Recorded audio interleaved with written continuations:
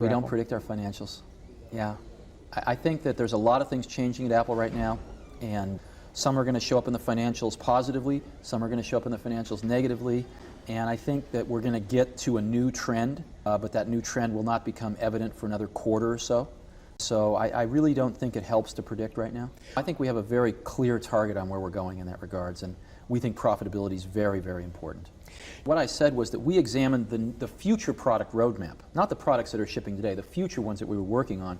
And what we found was that 30% of them were incredibly good. And about 70% of them were either pretty good or things that we didn't really need to be doing, businesses we really didn't need to be in. And so we've pared a lot of that back so we could focus the same amount of original resource even more on what was remaining and add a few new things in. So the resources that we're investing are equal or greater than we have been, but it's on fewer things, so we're going to do a better job at them, I think. There are not going to be any corporate massive layoffs. What we're doing is we have, I think, a pretty clear direction now, and each group is looking at the work plans to do what they need to do to accomplish the pieces of that they have to do. And we are reorganizing some things a little bit differently, combining things in a few different ways.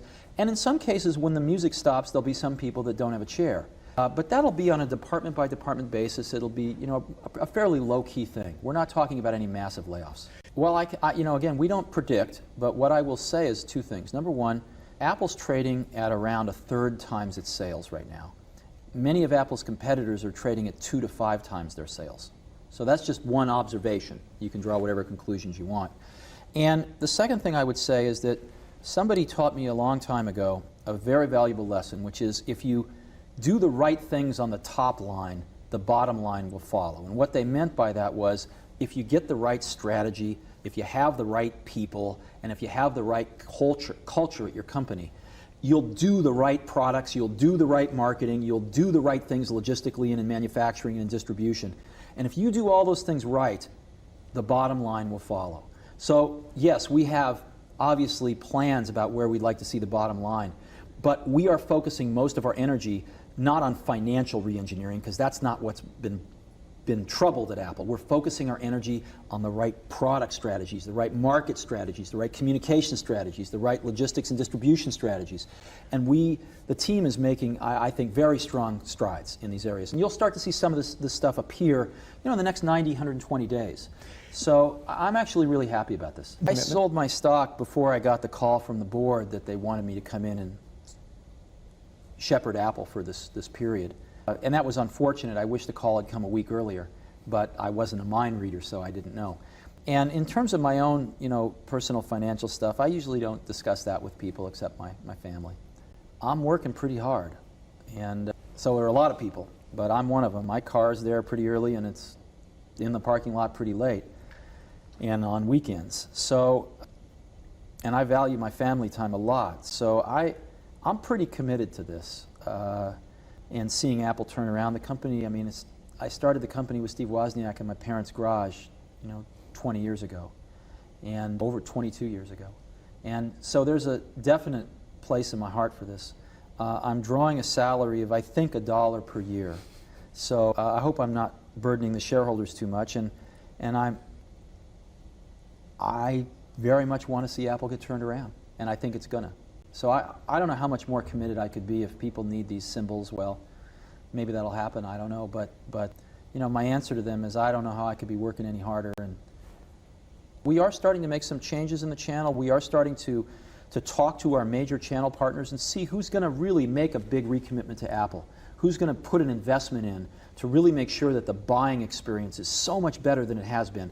And again, I'm incredibly pleased with the results we're getting. The key channel partners are coming back saying, you know, I believe in you guys, what you've shown me. I'm incredibly excited about it, and I want to clean up this retail experience for the customer. I think it's going pretty well. I mean, these things are never happen overnight, but we've had more people of very high quality be interested than I expected.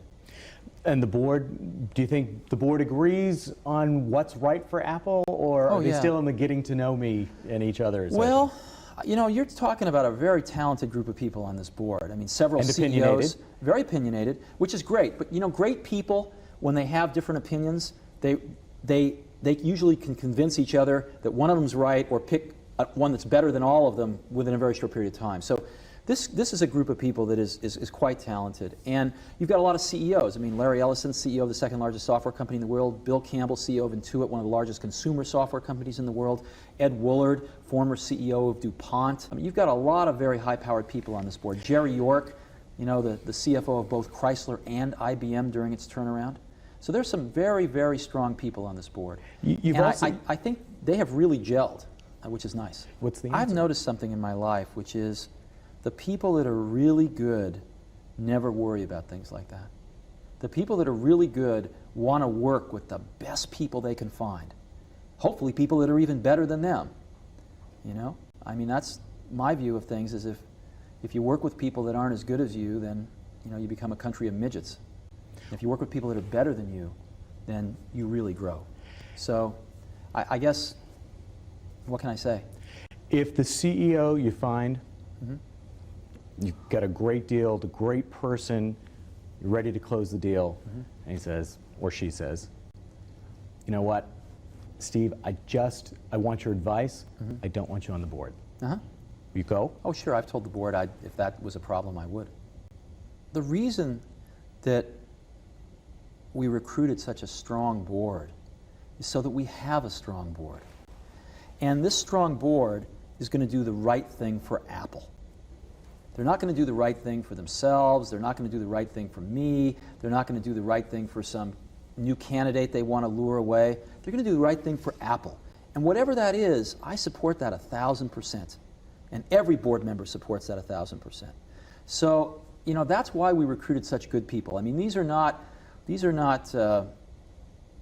you know, old crony friends of one person or another. These are very independent, very talented people. And they're going to do the right thing for this company. Well, I think, you know, I actually don't look at it as a deal. I look at it as an event that was the beginning of putting the relationship between the two companies back on track. Again, Apple and Microsoft together own 100% of the desktop computer market. And it was crazy that these companies weren't working together. Now, again, they're not going to see everything the same way. We're very different than Microsoft. So there are a lot of things we're going to see things differently. But that doesn't mean that there aren't a lot of things where we can see things the same and work together for things that are good for the customer and where we both can make money. So what we've tried to do is normalize the relationship with Microsoft so that we can be very different but still do business together and do things that are right for the customers. And I think that was the relationship had been so polarized that that wasn't taking place. Since that event, we've started a lot of things with Microsoft that I think will be really good for customers. You know, clearly putting the relationship back together was Bill and Steve, because Bill and I go way back. And as you know, when I was at Apple, there was not a hostile relationship between the two companies. As a matter of fact, Macintosh was the first platform that brought Microsoft into the applications business. So my feeling is that, you know, Bill and Steve have ignited a relationship, but now it is really permeated fairly far in the organizations, and there's a lot of stuff going on. We still see things very differently in some ways. And so don't expect us to become like Microsoft, and don't expect Microsoft to become like us. But there's a lot of things we can be doing together nonetheless, as the two people that really are responsible for the desktop computer industry. I think the situation had become so polarized that I wasn't that surprised. Emotionally, I was a little surprised, but intellectually I wasn't. But, you know, it takes people a little time to get used to new things. And what we have to do is to change Apple in those ways that make sense, and to vigorously not change Apple in those ways that Apple is great. So I think that, you know, you're going to see some of each. You're going to see Apple remaining absolutely recommitted to its values, you know, and you're going to see Apple change in some things that it just either are outdated or haven't worked or don't make sense anymore to the customers. Did it hurt? What's that? Did it hurt to have your people, the people who, you know, love you, boo you like that? I didn't know this was People magazine. No, well, and I'd like you to answer you brought it up yourself. You said emotionally, you had a different reaction. No, I mean, I don't feel my job is to win a popularity contest right now. You know, I feel my job is to help the team at Apple do the right things to turn this company around so that it can really prosper again. And I think that's going to happen. And if some, some people, I mean, the markets, we're talking markets now that are so large that there's, someone or some group of people that aren't going to like just about anything we do.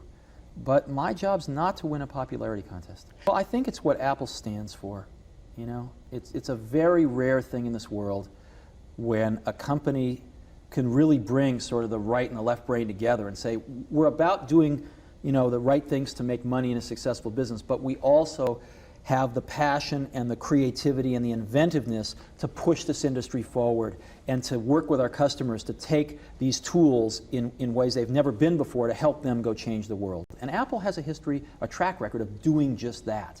And I think that's got a place in people's hearts. And I think Apple still has a lot of that, and we're going to get rid of a lot of the bramble and the brush around that so that can shine again. No, I think Apple has delivered some pretty good stuff. I think Apple's going to get back to delivering some great stuff. Life is long, but as far as we see, we really like the PowerPC. We think they're an incredibly wonderful place in the curve right now. The PowerPC chips are really outperforming the Intel chips, and we really like what's coming down the pike there. So who knows what the future will bring, but we're extremely happy with the PowerPC, working very closely with IBM and Motorola. Hey there, thanks for checking out CNBC on YouTube. Be sure to subscribe to stay up to date on all of the day's biggest stories. You can also click on any of the videos around me to watch the latest from CNBC. Thanks for watching.